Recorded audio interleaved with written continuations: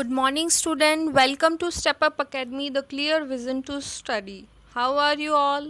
Hopefully, you are very fine. Stay positive and keep studying with me. This is your chemistry teacher, Alka Godara.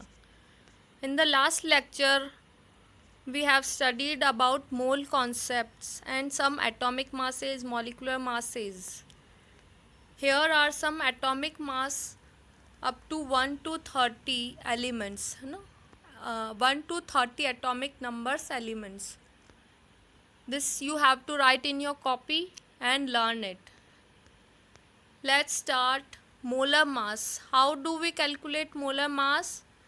We add their atomic masses of the molecules, the elements present in the molecule, we add them and we calculate the molar mass. Here the example also I have given for you, LiOH. Lithium have atomic mass 6.941. Oxygen have 15.99. Hydrogen is 1.007. See, these are all exact values. Now mostly we use the the values in the round figure, but here are the exact values. When we calculate them, the molar mass of LiOH will be 23.93 gram per mole. Okay, this is the example for you I have given for you. In the last class we already understand it.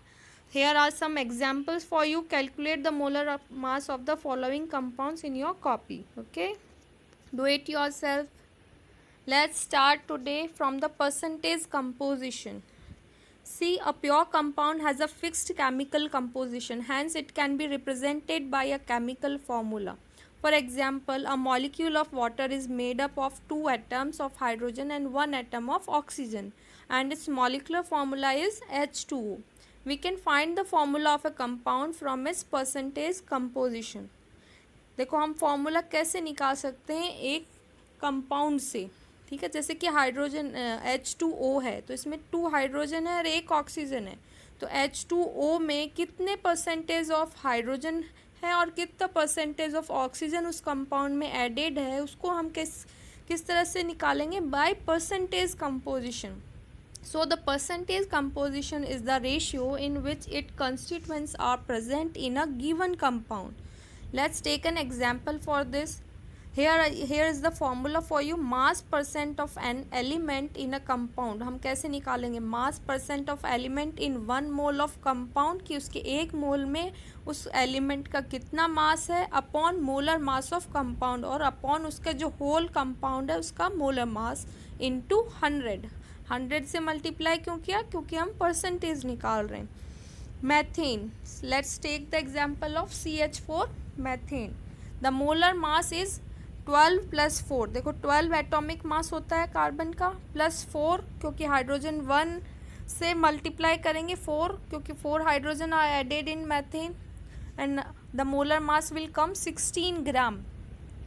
ठीक है, तो mass of carbon कितना होता है? 12, और total mass, molar mass हमारे पास आया 16 ग्राम. अब हम इजीली निकाल सकते हैं बाय द फॉर्मूला. तो mass percent of carbon, carbon का मास परसेंट क्या है मैथेन में, हम कैसे निकालेंगे? The mass of that element, यानी कार्बन कितना मास है? 12 upon whole molar mass of the compound कितना है? 16 इंटू 100. तो हमारे पास क्या है? 75%. There is 75% of carbon constituent is present in this methane compound. Okay, percent of, इसी तरह mass percent of hydrogen 4/16 into 100, तो कितना आया? 25% hydrogen is present in methane. Let's take another example. Calculate the mass percent of different elements present in sodium sulfate. First we will do first we will calculate the molar mass of Na2SO4. Sodium का molar element का atomic mass क्या होता है? 23, क्योंकि 2 sodium है तो 2 multiply by 23 plus sulphur 32 plus 4 into oxygen 16. 4 oxygen added है तो 4 से मल्टीप्लाई हो गई. टोटल हमारे पास molar mass of Na2SO4 is 142 gram. Now we will calculate the mass of sodium which is 46 gram, क्योंकि 2 सोडियम है तो 2 into 23 equals to 46 gram. Mass of sulphur 32 gram. Mass of oxygen 64 gram, क्योंकि 4 oxygen है तो 4 into 16 equals to 64 ग्राम. अब हम इन सब का परसेंटेज निकालेंगे. मास परसेंट ऑफ सोडियम, तो क्या हो जाएगा, मास ऑफ दैट एलिमेंट. सोडियम का मास कितना है 46, और टोटल कंपाउंड का जो मास है अपॉन 142 इंटू 100 करेंगे तो हमारे पास मास परसेंट ऑफ सोडियम आ जाएगा. That is your 32.394%. इसी तरह सल्फर का निकालेंगे 22.53%. इसी तरह ऑक्सीजन का 45.07%. ठीक है, hopefully you understand it. Do it in your copy and practice it. Empirical formula and molecular formula. देखो एम्पेरिकल फार्मूला क्या होता है और मॉलिकुलर फार्मूला क्या होता है. The empirical formula is the simplest formula. It shows the simplest ratio of the elements present in a compound. For an example H2O, CO2, H2SO4, CH2, CH3. The following are not empirical formula. देखो C2H4, C2H6, C2H4O2 ये empirical formula नहीं है, क्योंकि इनके हम whole ratio निकाल सकते हैं. आगे भी इनको ईजिली जो इनका होल रेशियो है, सिंपल रेशियो है, उसमें कन्वर्ट कर सकते हैं. देखो C2H4 को किस में कन्वर्ट कर सकते हैं, CH2 होल रेशियो में कन्वर्ट कर सकते हैं. C2H6 को CH3 में कन्वर्ट कर सकते हैं. C2H4O2 को CH2O सिंपल होल रेशियो में निकाल सकते हैं. ठीक है, ठीक है. ये हमने उनका रेशियो बनाया कि भी कार्बन कितना है. देखो C2H4 है जैसे कि, तो C2H4 में कार्बन और हाइड्रोजन किस रेशियो में प्रेजेंट है, 1:2 के रेशियो में प्रेजेंट है. तो इसका हमने सिंपल होल रेशियो क्या निकाला, CH2. This is your empirical formula. और मॉलिकुलर फार्मूला क्या होता है, जो एग्जैक्टली जो कंपाउंड जिस कंपाउंड फॉर्म में मिलता है, वही उसका क्या होता है, मॉलिकुलर फार्मूला होता है. The molecular formula is the true formula. It shows all the atoms present in the molecule. For an example H2O, तो H2O में हाइड्रोजन हमेशा 2 और ऑक्सीजन 1 ही होता है. तो ये एक मॉलिकुलर फार्मूला भी है और यही इसका सिंपल होल रेशियो है, तो ये एम्पेरिकल फार्मूला भी है. इसी तरह H2O2, तो H2O2 का सिंपल होल रेशियो निकालेंगे तो हाइड्रोजन और ऑक्सीजन 1:1 के रेशियो में प्रेजेंट है, यानी HO is the empirical formula for H2O2 molecule. इसी तरह CO2, H2SO4, CuNO3 twice are the molecular formulas. Note that H2O is the water and the molecular formula is the same as the empirical formula. H2O2 is hydrogen peroxide. Its empirical formula is HO. देखो हम glucose का भी example ले सकते हैं, C6H12O6. तो अब उसको जब हम सिंपल होल रेशियो में कन्वर्ट करेंगे, यानी वो किस रेशियो में प्रेजेंट है, कार्बन, हाइड्रोजन और ऑक्सीजन किस रेशियो में प्रेजेंट है, तो C6H12O6 यानी कार्बन और हाइड्रोजन और ऑक्सीजन 1:2:1 के रेशियो में प्रेजेंट है, C6H12O6. ठीक है, तो CH2O is the empirical formula for glucose and C6H12O6 is the molecular formula for the glucose. ठीक है, let's find out the formula of a compound कि एक formula कैसे निकालते हैं हम. Let's take an example. A compound of sodium contains the following percentage composition by mass: 32.4% of sodium, 22.6% of sulfur and 45% of oxygen. Find the formula of the compound. देखो हम formula कैसे निकालेंगे, स्टेप बाय स्टेप करेंगे. तो first step क्या करेंगे, हम write down the percentage, सभी एलिमेंट्स को लिख लेंगे और उनका जो परसेंटेज गिवन है वो उनके नीचे रेशियो में लिख लेंगे. ठीक है, तो सोडियम 32.4 रेशियो, सल्फर किस में 22.6%, ऑक्सीजन 45%. अब क्या करेंगे, divide each bye their atomic masses. उनके एटॉमिक मास से इन तीनों को हम क्या कर देंगे, डिवाइड कर देंगे. तो सोडियम का क्या होता है एटॉमिक मास 23, सल्फर का 32, ऑक्सीजन का 16. डिवाइड करने पर जो डिजिट्स आई हमारे पास दैट आर 1.41, रेशियो 0.706, रेशियो 2.81. अब हम थर्ड स्टेप क्या करेंगे, divide by the smallest number. अब इन तीनों में से जो स्मॉलेस्ट नंबर है उससे हम उसको तीनों को क्या करेंगे, डिवाइड कर देंगे। अब हमने डिवाइड कर दिया तो हमारे पास एक रेशियो आया, that is 2:1:4। Now write down the formula, और उसके अकॉर्डिंग, इसी रेशियो के अकॉर्डिंग हम क्या कर देंगे, हमारा फॉर्मूला सेट कर देंगे। सोडियम कितने है, 2 रेशियो में है, सल्फर 1 रेशियो में, ऑक्सीजन 4 रेशियो में, तो Na2SO4 is a formula. Let's do the other example so you can understand more. A compound contains 48.6% of carbon, 43.2% of oxygen, with the remainder being hydrogen. Find the formula of the compound. तो इसी तरह करेंगे हम। Step first, find the percentage of hydrogen, क्योंकि जो पूरा compound है वो टोटल कितना है, 100% है, तो हम हाइड्रोजन निकाल सकते हैं इजीली बाय 100 में से माइनस कर देंगे दोनों को, जो बाकी रेस्ट जो एलिमेंट्स हैं उनका परसेंटेज ऐड करके 100 में से माइनस करेंगे, तो 100 माइनस 48.6 प्लस 43.2, यहाँ प्लस मानना आप, इक्वल्स टू क्या आ जाएगा हमारे पास, 8.2% of hydrogen is present in the compound. Now write down the percent ratio. अब हम एलिमेंट्स लिख लेंगे और उनके नीचे उनका परसेंटेज लिख लेंगे। Carbon is 48.6, oxygen is 43.2, hydrogen is 8.2। Now divide each bye their atomic masses. Carbon का कितना होता है, 12, ऑक्सीजन 16, हाइड्रोजन 1, इन तीनों को हम डिवाइड कर देंगे। अब हमारे पास जो डिजिट आई है that is 4.05, ratio 2.7, ratio 8.2। Now divide by the smallest number. अब क्या करेंगे, स्मॉलेस्ट नंबर से तीनों को डिवाइड कर देंगे, then the ratio will come 1.5, ratio 1, ratio 3। देखो अब पॉइंट में हम रेशियो को नहीं मानते, तो उसके लिए क्या करेंगे, हम इसको एक होल नंबर में कन्वर्ट करने के लिए 2 से मल्टीप्लाई कर देंगे। देखो 2 से मल्टीप्लाई करने पर हमारे पास ये एक होल रेशियो में कन्वर्ट हो रहा है, एंड द रेशियो विल कम 3:2:6। तो कार्बन क्या है, 3 के रेशियो में, ऑक्सीजन 2 के और हाइड्रोजन 6 के रेशियो में प्रेजेंट है। तो our formula will be C3O2H6 and it also can written by like this C2H5COOH। ठीक है,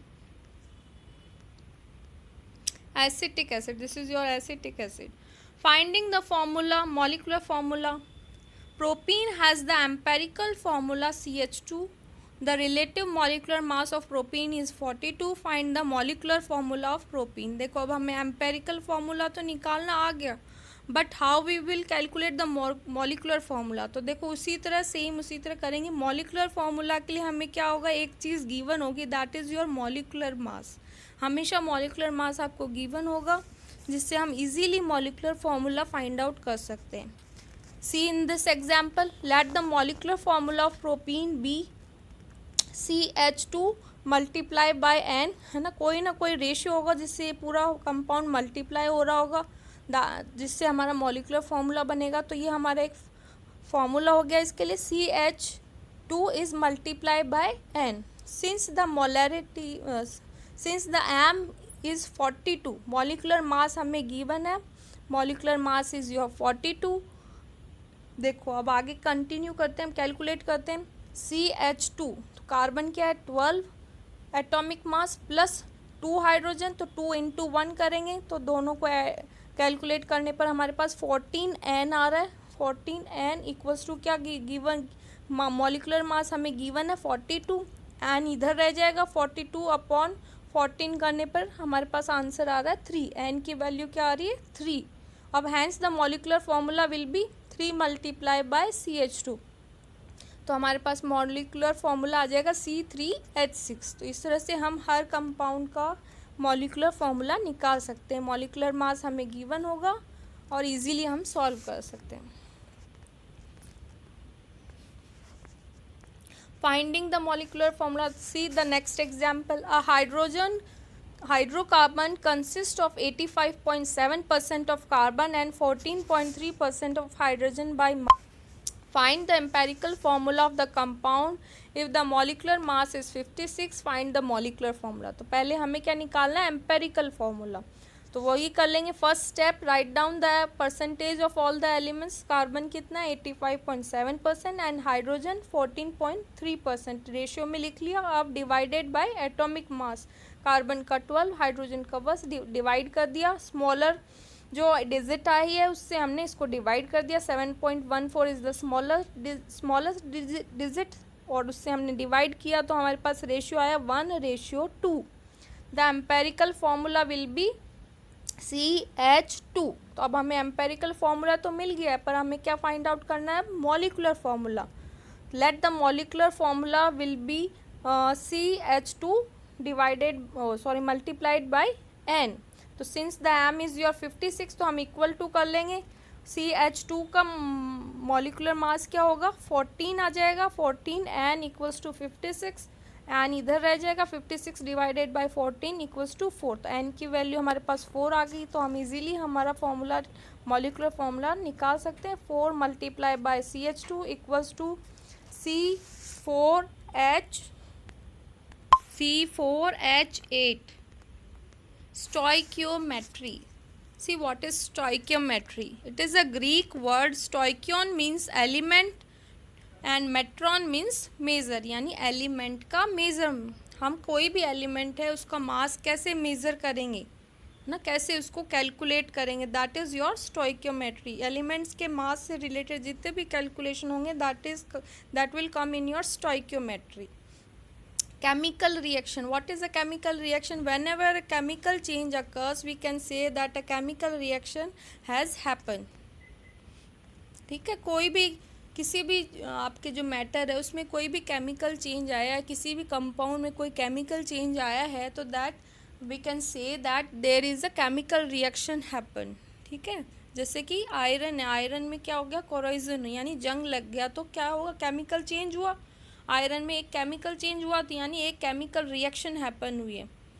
if I take an example of magnesium plus oxygen and they are combining and making magnesium oxide, तो ये क्या बन रहा है, एक chemical reaction हो रही है।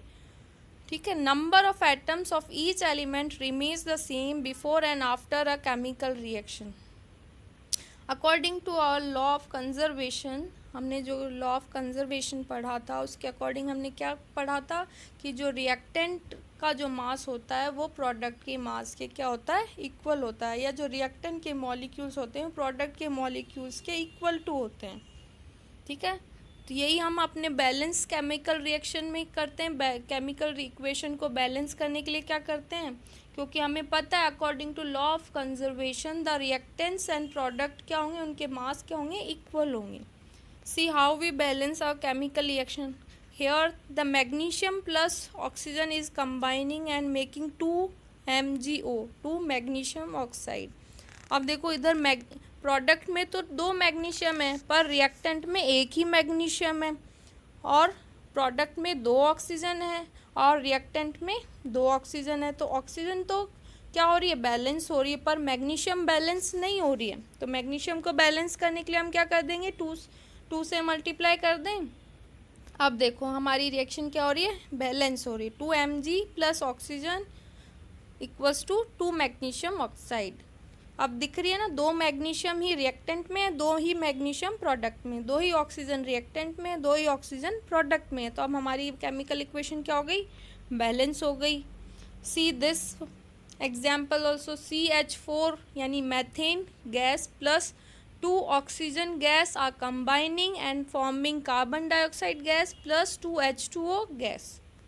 देखो अब इसको हम कितनी तरीके से लिख सकते हैं, इसी एग्जाम्पल को अच्छे से देखो, ऊपर देखते हुए समझना। 1 mole of methane gas reacts with 2 moles of oxygen. देखो 1 mole of methane, 2 mole of oxygen gas, दोनों कंबाइन होकर क्या कर रहे हैं, they are giving 1 mole of carbon dioxide and 2 moles of H2O gas.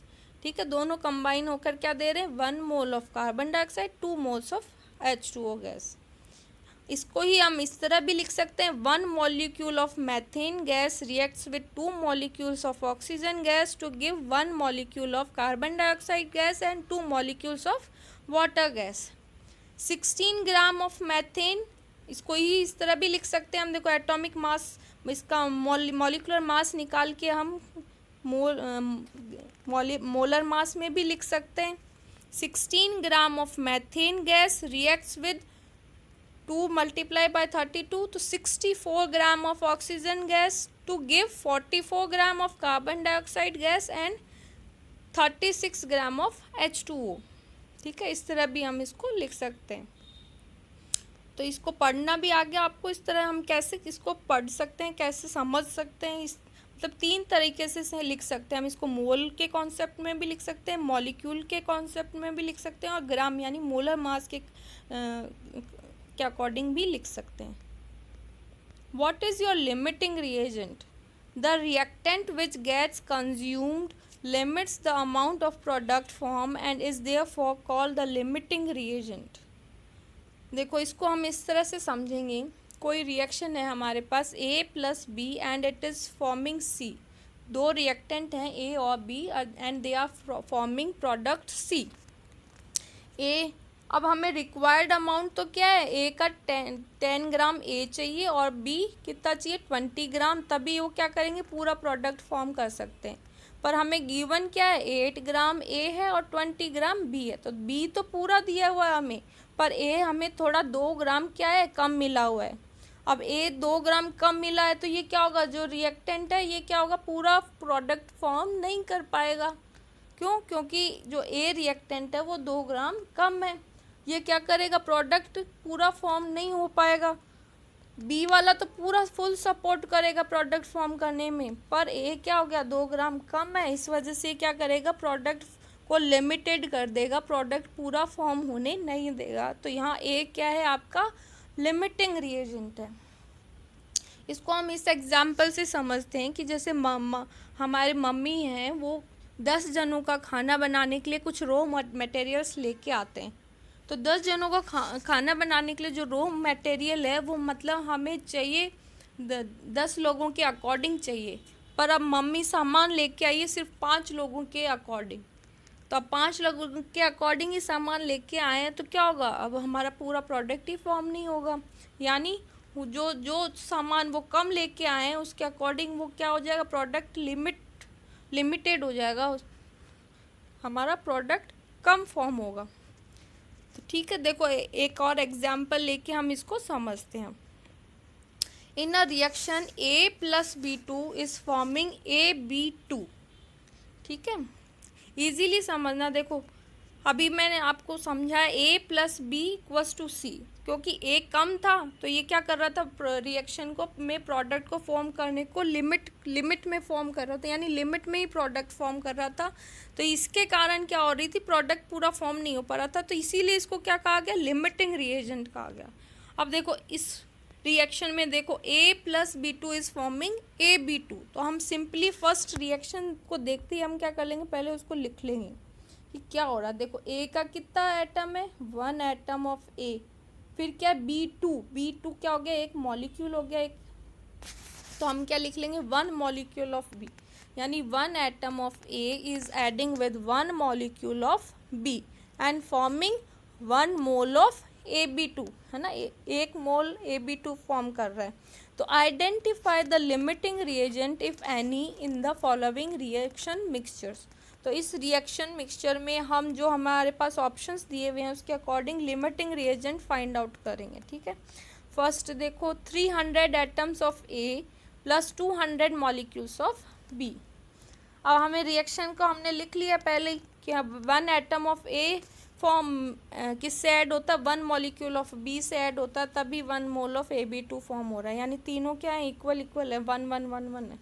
अब 300 एटम्स ऑफ A है और तो हमें क्या चाहिए, 300 मॉलिक्यूल्स ऑफ B ही चाहिए ऐड होके पूरा 300 मोल ऑफ AB2 फॉर्म करने के लिए, है ना। पर यहाँ क्या दिया हुआ है, 300 atoms of A plus 200 molecules of B, यानी B के मॉलिक्यूल्स क्या हैं, कम दिए हुए हैं।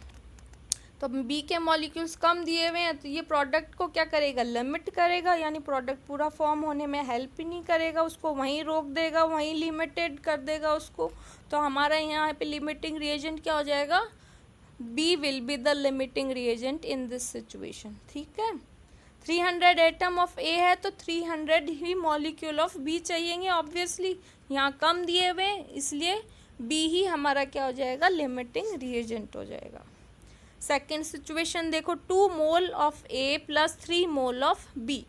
अब देखो 2 mole of A plus 3 mole of B, तो 3 मोल ऑफ बी हैं तो क्या होंगे, ए भी 3 मोल ही होंगे, तभी 3 मोल ऑफ AB2 फॉर्म होगा।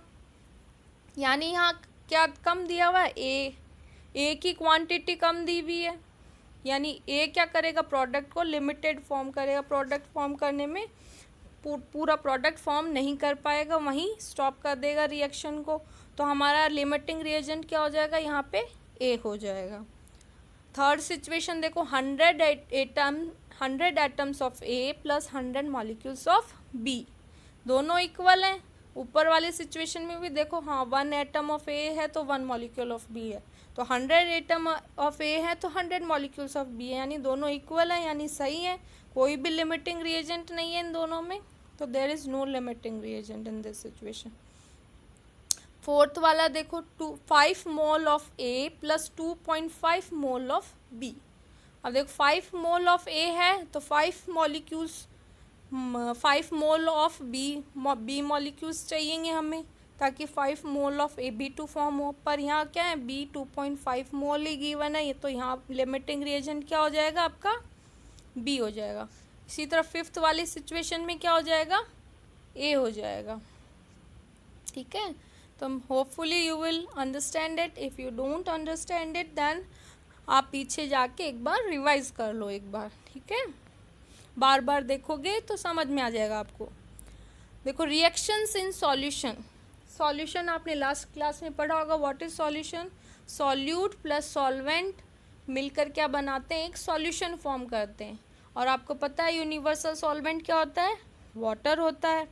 ठीक है, तो जैसे कि शुगर सॉल्यूशन है तो उसमें सॉल्यूट क्या होगा आपका, शुगर होगा, सॉल्वेंट क्या होगा, water, and they mix together and make a solution.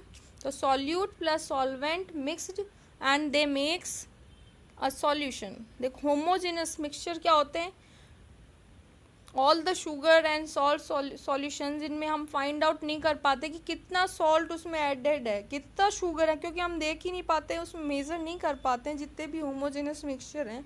तो उन सॉल्यूशंस में हम जो सॉल्यूट है उनका मास परसेंट या उन भी कितने number of moles of solute उसमें एडेड हैं, उनको कैलकुलेट करने के लिए हम किन एंटिटीज़ की हेल्प लेते हैं, तो these are some entities, these are some formulas by which we can calculate how much of solute is added in the solution.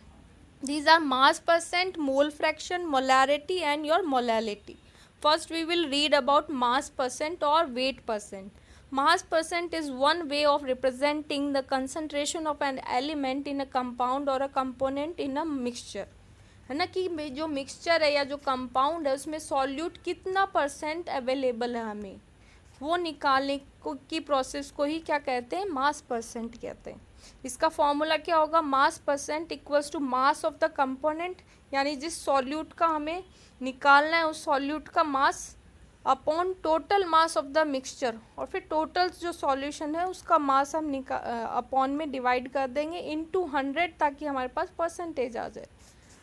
Let's take an example. A sample of drinking water was found to be severely contaminated with chloroform CHCl3, supposed to be carcinogenic. Carcinogenic means जिससे cancer हो in nature.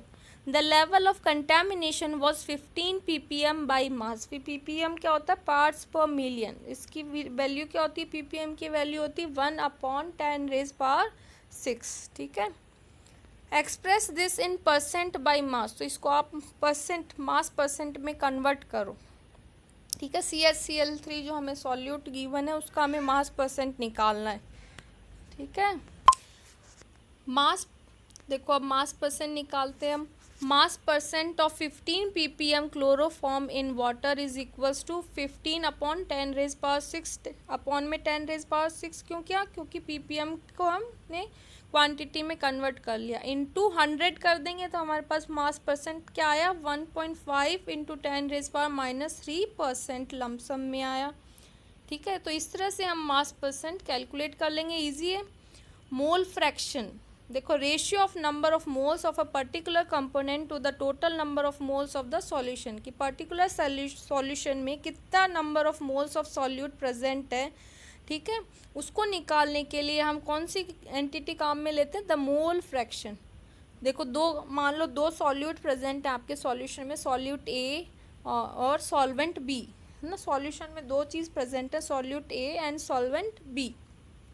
तो हमें मोल fraction of solute निकालना है, तो हमारा formula क्या हो जाएगा, n A upon n A plus n B, यानी टोटल जो सॉल्यूशन है उसको ऐड कर देंगे ठीक है, उसके नंबर ऑफ मोल्स को ऐड कर देंगे।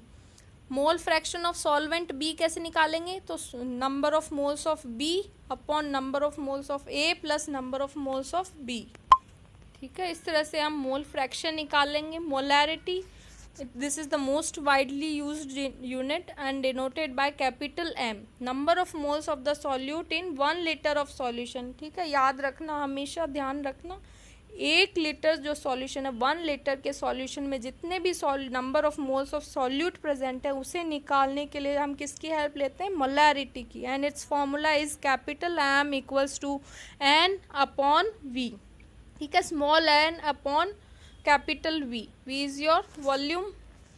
Let's take an example. Calculate the mass of sodium acetate required to make 500 milliliter of 0.375 molar aqueous solution. Molar mass of sodium acetate is 82.0245 gram per mole.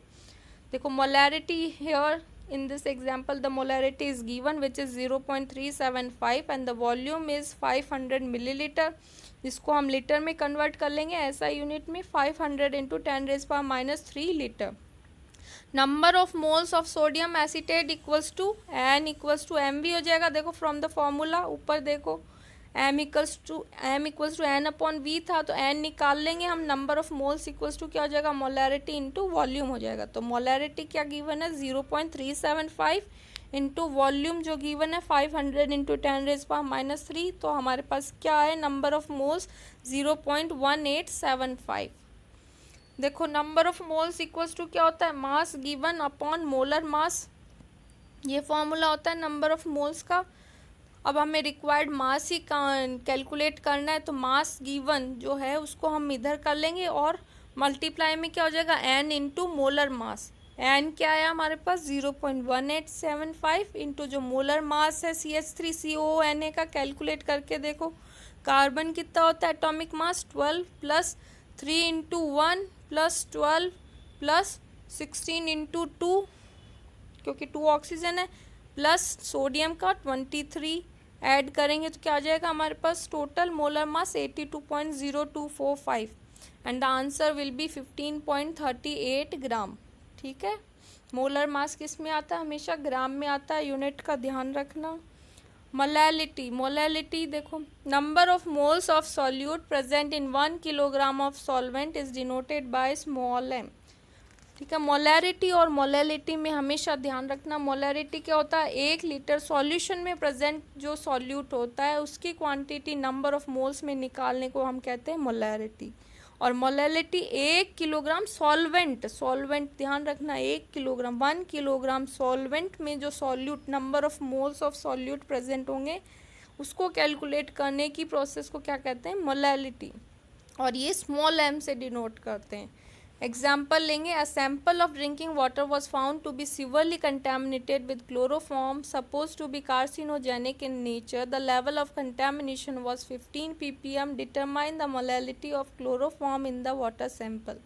Same example है जो हमने अभी करा था मास percent निकालने के लिए, number of moles of in 1 kilogram of solvent निकाल रहे हैं हम सॉल्यूट का। देखो मास परसेंट हमने निकाल लिया था, आपको आ गया था 1.5 into 10⁻³ percent of chloroform present है इसमें। देखो 100 gram of sample contains 1.5 into 10⁻³ gram of chloroform, तो 1000 ग्राम ऑफ सैंपल कंटेन्स यानी 1000 ग्राम वाटर में कितना क्लोरोफॉर्म होगा, तो हम डिवाइड कर देंगे इसको 100 से और मल्टीप्लाई करेंगे 1000 से, तो क्या आ गया हमारे पास जो डिजिट आई 1.5 इंटू 10⁻² ग्राम। तो इन 1 kilogram of solvent 1.5 into 10⁻² gram chloroform is present. NaCH3 देखो, अब हमें क्या पूछा है, determine the molality of the chloroform in the water sample. तो हम मोलैलिटी अब कैसे निकालेंगे, देखो 1 किलोग्राम ऑफ सॉल्वेंट में तो NaCH3 इक्वल्स टू 1.5 इंटू 10⁻⁻3 ये तो उसका आ गया मास अपॉन जो टोटल उसका मोलर मास है। टोटल मोलर मास निकाल लो क्लोरोफॉर्म का, देखो ऊपर करा हुआ है मैंने, 12 + 1 इंटू 3 इंटू 35.5। क्लोरीन का एटॉमिक मास कितना होता है 35.5। तो टोटल हमारे पास जो मॉलिक्यूलर मास आया वो दैट इज़ 119.5। ठीक है, तो नंबर ऑफ मोल्स आ जाएंगे हमारे पास 1.25 इंटू 10⁻⁻4 स्मॉल m, मोलैलिटी को शो करते हुए। तो that is your molality. Thank you for today. Stay positive. Keep smiling. In the next lecture, we do all the important questions related to this chapter. ये chapter आज हमारा finish होता है और इससे रिलेटेड जितने भी इम्पोर्टेंट क्वेश्चन है वो हम नेक्स्ट लेक्चर में करेंगे, जो कि आपके एग्जाम्स में आएंगे। ठीक है, so keep positive, keep smiling, keep studying with Step Up Academy, the clear vision to study.